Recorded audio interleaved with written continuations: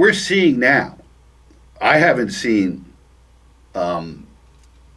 since the days of the oil shortage and gasoline shortages back in the 1970s. For those of you who are old enough to know, we had a oil crisis in 75, 76, I believe. OPEC was starting to embargo the United States, and there was shortages of gasoline.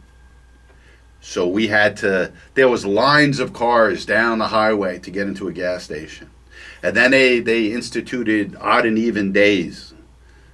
If the first, I don't know if it was the first or last number of your license plate was even, you would go on Tuesdays, Thursdays, and Fridays. If it was odd, you would go the other days. And at that time, what people would do, it was siphon gas out of people's cars in the middle of the night. Now, you can't do that very easily nowadays because of the way the gas tank, the valve that's in there, you can't put a hose in there and just suck it out with your mouth and start a siphon. And by the way, I've had my share of mouthfuls of gas doing that back in the day. Not to steal gas from other people, but just, I don't know why I was doing it, but a good mouthful of gas is no fun, by the way. But you can't do that now. So what are people doing, right? They're in the middle of the night, they're going under the cars, they're drilling a hole in the gas tank and draining people's tanks of gas. Gas stations are being targeted coast to coast by organized crime groups. But what's really frightening is that society is falling apart. What happens when gasoline is $7, $8, $10 a gallon? What will people do? This week, at least 15 criminals worked together to steal almost 400 gallons from a gas station in North Carolina. More than 15 cars pulled up and filled up their tanks after business hours after someone used a special device allowing them to bypass the payment system. Over the course of about 45 minutes, $1,600 worth of gas was stolen from the Busy Bee grocery store and gas station in High Point.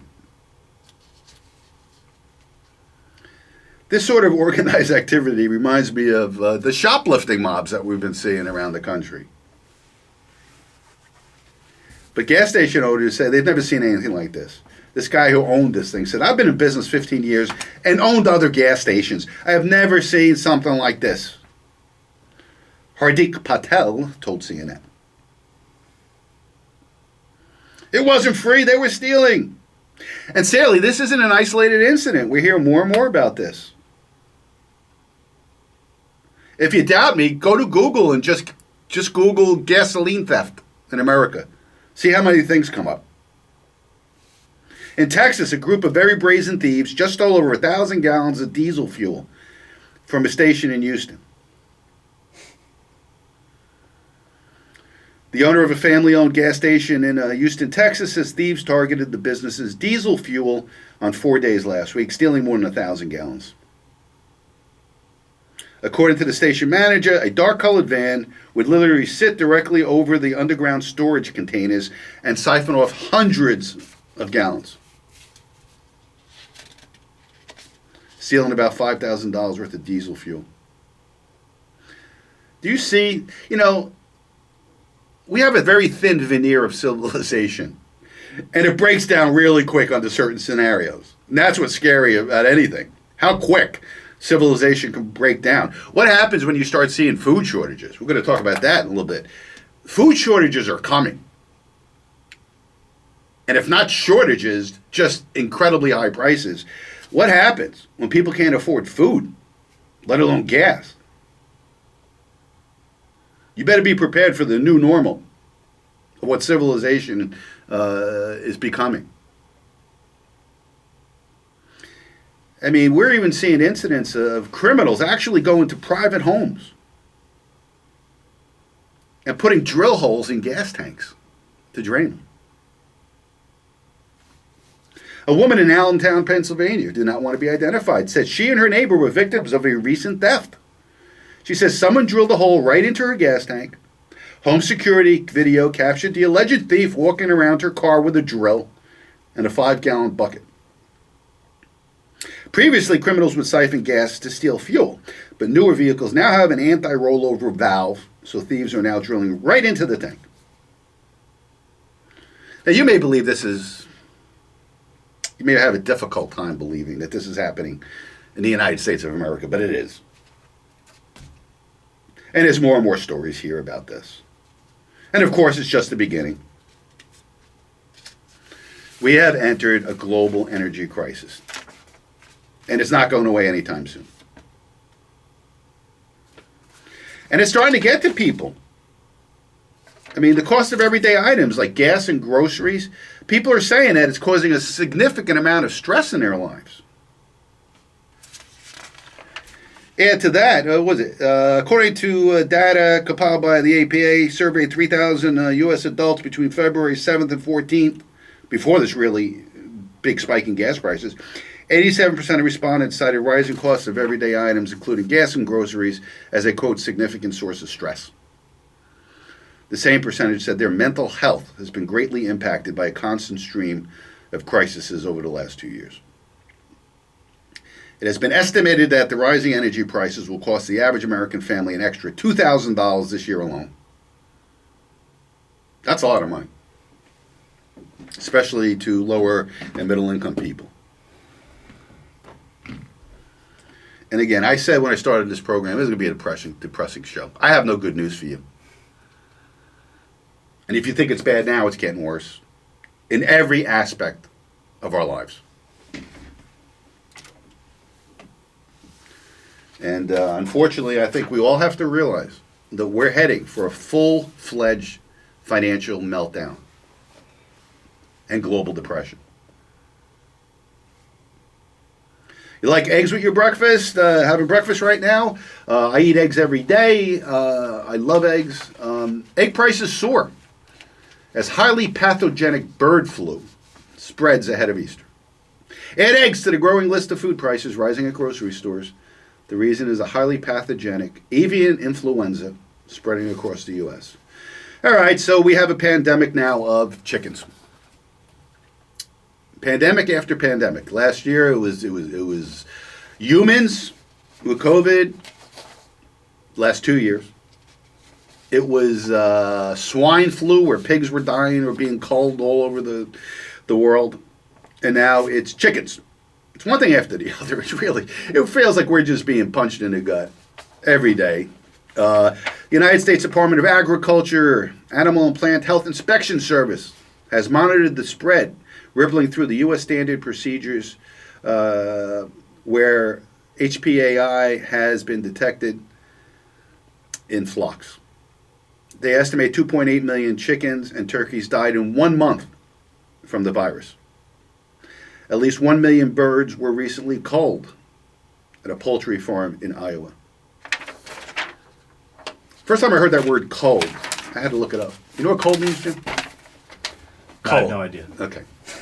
I don't want to make you look stupid because I said I didn't know what it meant. Culled means when... I'm going to guess like when they corral things together. Culled means when you purposely kill your animals. Huh. So when you're going to cull a flock because you believe they're sick or they could be sick and they don't want to spread anymore, you kill them. Right? They did that with pigs during the pig flu thing. And now they're doing it with... so, I mean, that's not really good. You know, if you're a farmer who grows chickens, to have to cull your flock is not a good thing.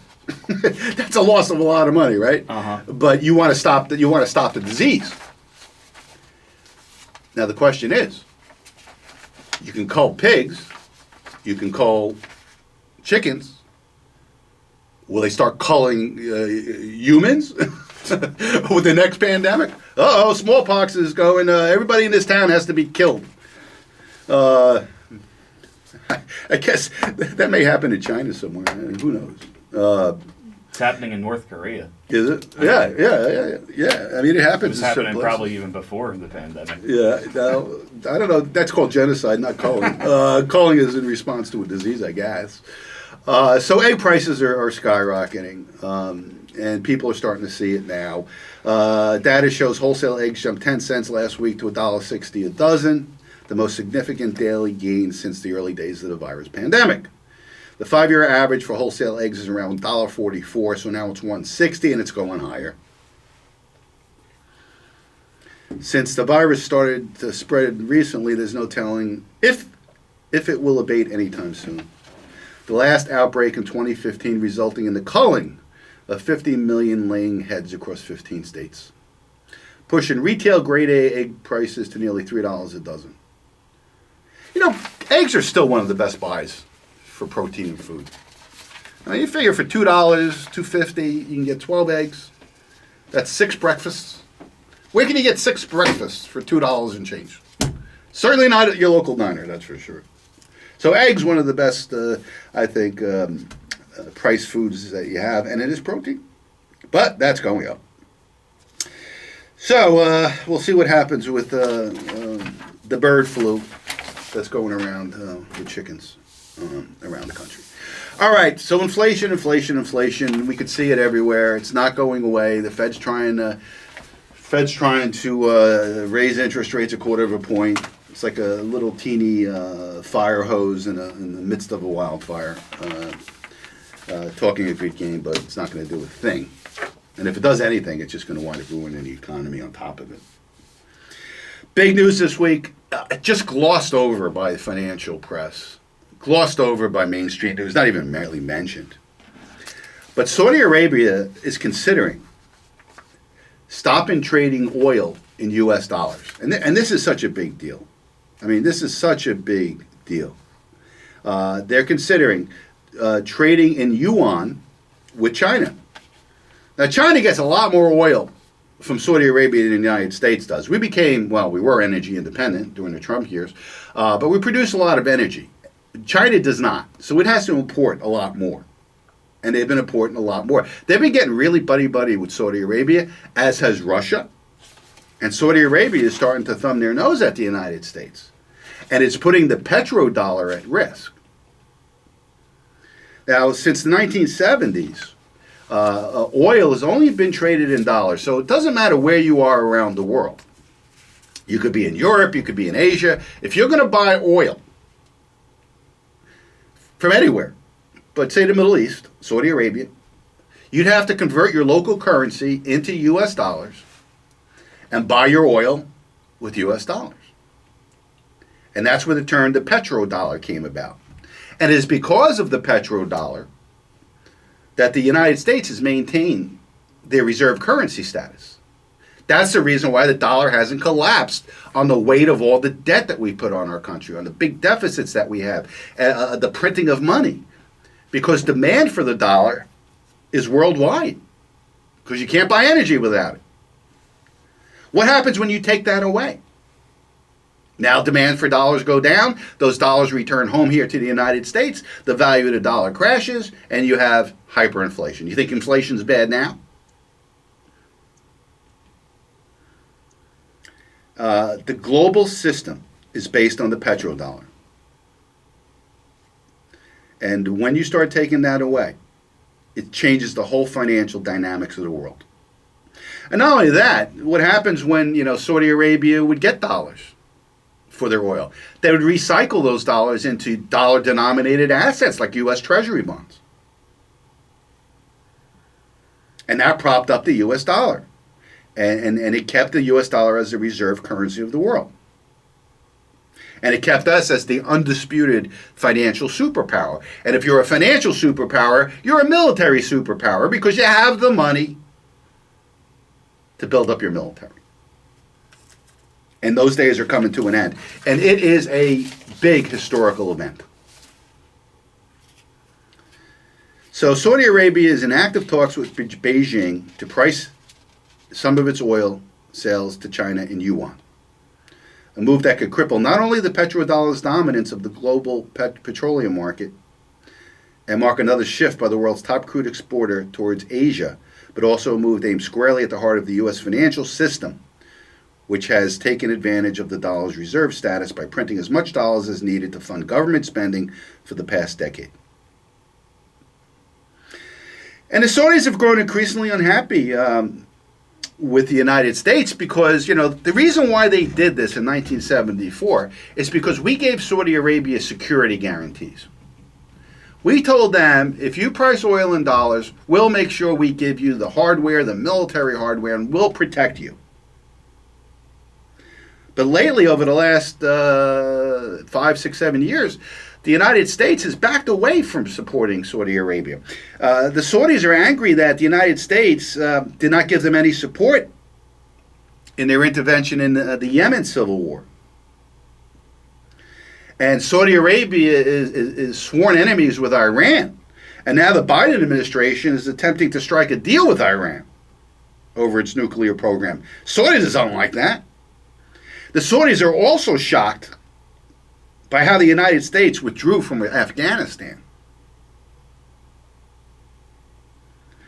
So China buys 25% of the oil that Saudi Arabia exports.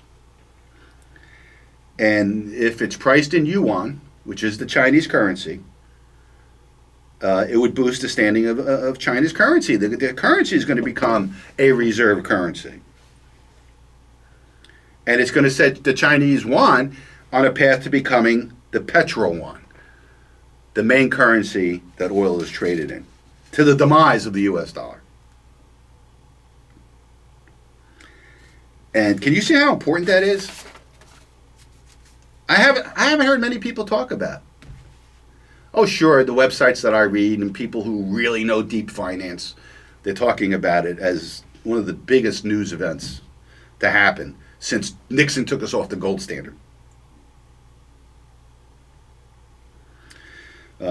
Our economic relationship with the Saudis is diminishing because we don't get as much oil from them now.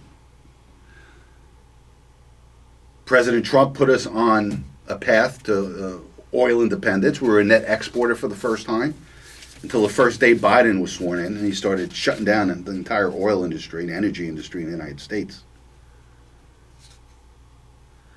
Saudis have also cozied up to Russia. Big date, August 24th of last year. And I mentioned it on this program. Saudi Arabia signed a deal with military cooperation with Russia.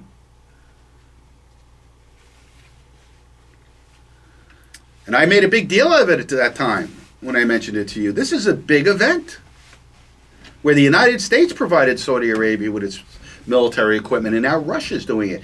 You see what's happening here? We're witnessing the global world, the global economy, the global financial system breaking into two different systems. We talked about the sanctions that the United States has put on Russia, taking them out of the SWIFT banking system, the international settlement of transactions.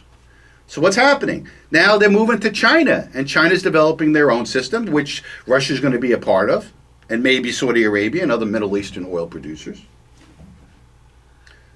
So now you're going to have two spheres in the world. You're going to have the access of Russia, China, Saudi Arabia, maybe other pariah countries in the world, and the Western, Europe and the United States. Big deal. Absolute big deal. And you wonder why the Saudis aren't taking calls. President Biden's calling them to ask them to produce more. They're not even answering the phone. Now you know why.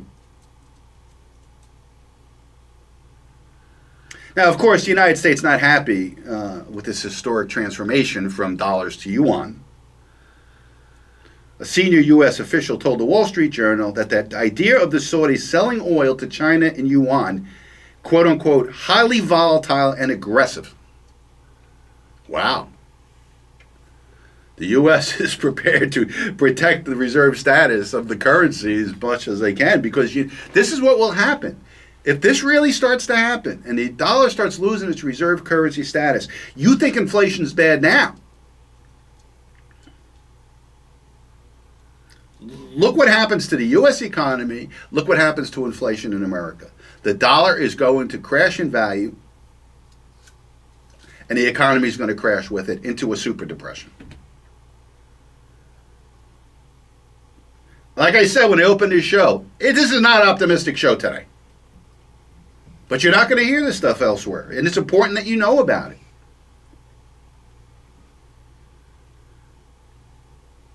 And this may even cause a war between the United States and the Middle East, the Saudis. But the Saudis aren't stupid. They see where the United States is going. They see where the U.S. dollar is going. They don't need us because we don't import that much oil anymore from them. And they're exporting their oil to Russia and China.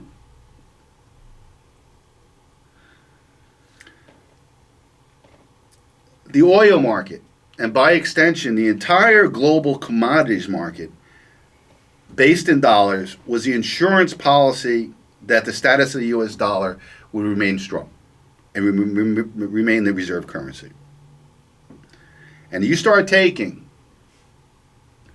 pieces of that wall away, the whole thing collapses. And that's why it's such a big deal. So I'm following this story very, very closely because it is that big. Nearly half of Americans plan to save their tax refunds as a buffer against rising prices. So it's income tax season. People are getting their refunds. By the way, if you file electronically and have direct deposit, you're getting your refund in 2 weeks. 2 to 3 weeks. It's so imperative that you do that. I mean, do direct deposit. Give your accountant your banking information. Do direct deposit. That's the way of the future. Also with stimulus that will probably come again, the next crisis that comes around, which it's crisis after crisis now. Direct deposit of universal basic income. We saw a lot of people getting direct deposit of the child tax credit. It's good that we'll talk about digital currencies in the second hour and what that means, but you really do want, and by all means, do not mail your return in. You'll wait forever to get your check. They're so backed up. So more consumers plan to save their tax refunds they get this year if they get one. 46% plan to put refund money in their savings accounts to build an emergency fund, compared with 41% in 2021. That's a pretty big increase, a 5% increase, and 40% in 2020. Meanwhile, 37% will pay off debt. So that's a good thing. Americans are less likely to take on debt to pay a tax bill this year. That's another positive sign. Just 12% would take out a personal loan or use their credit card to pay their taxes, down from 22% last year. 22% to 12%, big. Still, 1 in 5 Americans worry they won't be able to afford their tax bills this year. So yeah, people are starting to feel it. People are starting to get worried, and people starting to want to build up an emergency fund, and that's a good thing. All right, top of the hour, 732-237-9626. If you want to be part of the program, my name is Lou Scatigna. You're listening to The Financial Physician right here on 92.7 WOBM. Don't go away.